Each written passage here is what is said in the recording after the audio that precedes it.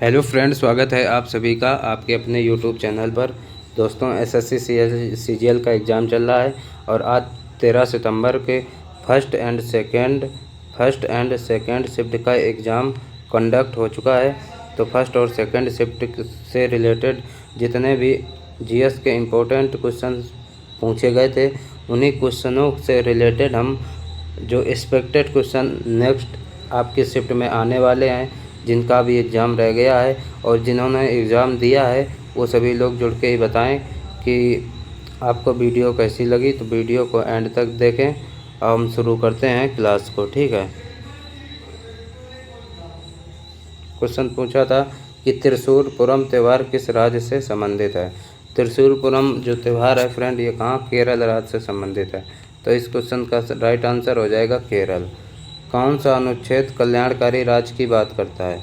तो भारतीय संविधान का कौन सा अनुच्छेद है जो क्या कल्याणकारी राज्य की बात करता है। तो कल्याणकारी राज्य की बात करता है अनुच्छेद 38। ठीक, अनुच्छेद 38 में राज्य के कल्याणकारी की बात की गई है। अगला क्वेश्चन था, चंदावर का युद्ध कब लड़ा गया था। तो जो चंदावर का युद्ध था ये 1194 ईस्वी में लड़ा गया था। ये आपको नोट डाउन कर लेना है। अगला क्वेश्चन पूछा था, शिकागो सम्मेलन किसने भाग लिया था। जो शिकागो सम्मेलन हुआ था, तो शिकागो सम्मेलन में किसने भाग लिया था। तो दोस्तों, स्वामी विवेकानंद जी ने लिया था। किसने लिया था, स्वामी विवेकानंद जी ने लिया था। इस क्वेश्चन का राइट आंसर हो जाएगा स्वामी विवेकानंद जी। तो स्वामी विवेकानंद जी ने शिकागो सम्मेलन में भाग लिया था। उस्ताद जियाउद्दीन किस वाद्य यंत्र से संबंधित हैं। तो उस्ताद जियाउद्दीन ये क्या वीणा से संबंधित हैं। तो इस क्वेश्चन का राइट आंसर वीणा हो जाएगा। आगे बढ़ते हैं। नेक्स्ट क्वेश्चन पूछा था, हरित क्रांति का मुख्य उद्देश्य क्या था। तो जो हरित क्रांति थी उसका मुख्य उद्देश्य था, हरित क्रांति का मकसद था कृषि में नई तकनीकों को अपनाकर खाद्य उत्पादन बढ़ाना। तो जो हरित क्रांति का उद्देश्य था क्या, कृषि में जो नई तकनीकी है, नई तकनीकों को अपनाकर और खाद्य उत्पादन को बढ़ाना, यह उसका उद्देश्य था। तो हरित क्रांति जो थी, भारत में हरित क्रांति का जनक किसे कहा जाता है। तो एम.एस. स्वामीनाथन को। एम.एस. स्वामीनाथन को भारत में हरित क्रांति का जनक कहा जाता है।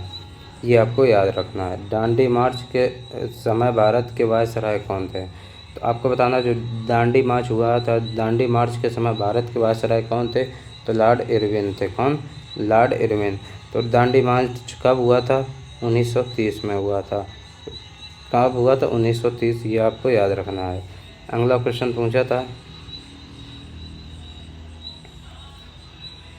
भारत में कितने बायोस्फीयर रिजर्व हैं। तो भारत में कुल कितने, 18 बायो रिजर्व स्फीयर हैं। तो 18 इसका करेक्ट आंसर हो जाएगा। राजस्थान की जल संरक्षण तकनीकी को क्या कहा जाता है। तो राजस्थान की जो जल संरक्षण तकनीकी है उसको क्या कहा जाता है। उसको जोहाड़, खादीन, पालरपाड़ी, टाँका, एनीकट कहा जाता है। अगला क्वेश्चन पूछा था, द्रव्यमान के संरक्षण का नियम किसने दिया था। तो द्रव्यमान के जो संरक्षण था उसका नियम किसने दिया था। एंटोनी वॉन लेवोजियर ने दिया था। किसने दिया था। तो एंटोनी वॉन लेवोजियर ने दिया था। अगला क्वेश्चन था, प्रभावती गुप्ता का विवाह किससे हुआ था। तो प्रभावती गुप्ता थे, इसका विवाह किससे हुआ था। ये रुद्रसेन से हुआ था, रुद्रसेन सेकंड से। तो रुद्रसेन सेकंड इसका करेक्ट आंसर हो जाएगा। अगला इम्पोर्टेंट क्वेश्चन था, स्मार्ट सिटी मिशन कब शुरू किया गया था। ये इम्पोर्टेंट क्वेश्चन था फ्रेंड, ये आपको याद कर लेना है, नोट करते चलना हमारे साथ में।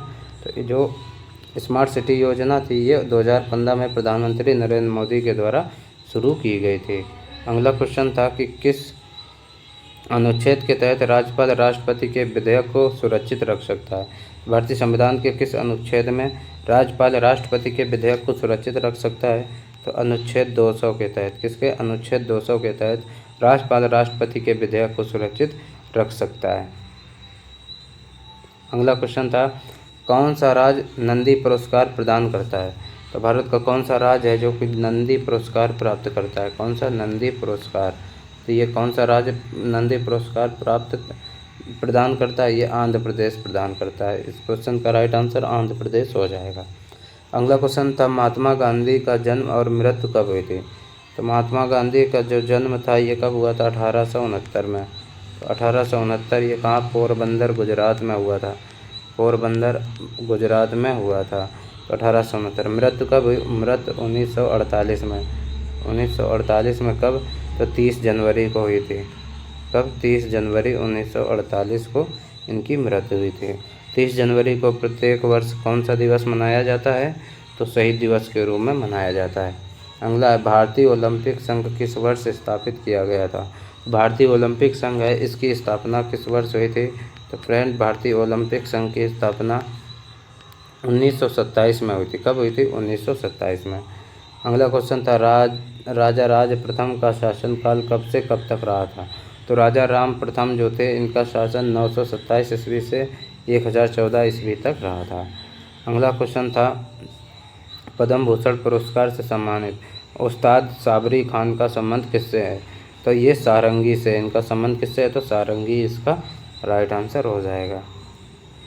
अगला क्वेश्चन था फ्रेंड अनुच्छेद 51A का खंड के जो अपने बच्चों को शिक्षा के अवसर प्रदान करने के लिए माता पिता या अभिभावक हैं या जैसा कि मामला हो 6 और 14 वर्ष की आयु के बीच वार्ड को संविधान संशोधन अधिनियम 2002 द्वारा जोड़ा गया था। तो किस संविधान संशोधन द्वारा जोड़ा गया था? 86वें संविधान संशोधन 2002 के द्वारा ये जोड़ा गया था। इसका करेक्ट आंसर हो जाएगा 86वां संविधान संशोधन। शुंग वंश की स्थापना किसने की थी? इम्पोर्टेंट क्वेश्चन है फ्रेंड। जो शुंग वंश था इसकी स्थापना की थी पुष्पमित्र शुंग ने। किसके? तो पुष्पमित्र शुंग इस क्वेश्चन का राइट आंसर हो जाएगा। अगला क्वेश्चन था भारत का नक्शा सबसे पहले कब और किसने बनाया था? तो भारत का जो नक्शा था ये जेम्स रेनेल ने बनाया था। किसने? जेम्स रेनेल ने बनाया था। यदि किसी उत्तल लेंस के फोकस पर कोई वस्तु रखी है तो वस्तु की प्रतिबिंब कहाँ बनेगा ये बताना है। तो प्रतिबिंब अनंत पर बनेगा। कहाँ बनेगा? तो अनंत पर बनेगा। ठीक है। संक्रमण धातुएं किस ब्लॉक से संबंधित है? जो संक्रमण धातुएं हैं वो किस ब्लॉक से संबंधित हैं ये आपको बताना है। तो फ्रेंड डी ब्लॉक के अंतर्गत आते हैं। संक्रमण जो धातुएं हैं वो किस ब्लॉक डी के अंतर्गत आते हैं। अगला क्वेश्चन था भारत के संविधान के अनुच्छेद 80 में राज्यसभा की अधिकतम संख्या कितनी निर्धारित की गई है? तो राज्यसभा में अधिकतम जो संख्या है वो कितनी? 250 निर्धारित की गई है। एल नीनो जल धारा कहाँ घटित होती है? तो एल नीनो जो है ये जल धारा दक्षिण को अमेरिका के पश्चिमी तट पर स्थित इक्वाडोर और पेरू देश के तटीय समुद्र के जल में ये धारा घटित होती है। तो फ्रेंड अगर आपको हमारी वीडियो अच्छी लगी हो तो वीडियो को लाइक करें, चैनल पर नए हों चैनल को सब्सक्राइब करें और वीडियो को ज़्यादा से ज़्यादा शेयर करें। आज की हमारी वीडियो का जो टारगेट है तो वो टारगेट कितने 20+ लाइक का है।